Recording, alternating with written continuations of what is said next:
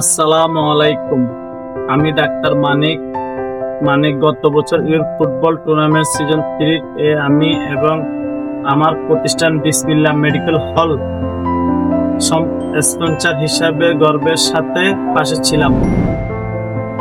খেলাধুলা শরীর ও মনের জন্য নয়, বরং আমাদের যুব সমাজকে সঠিক পথে পরিচালনা করার জন্য অসাধারণ মাধ্যম।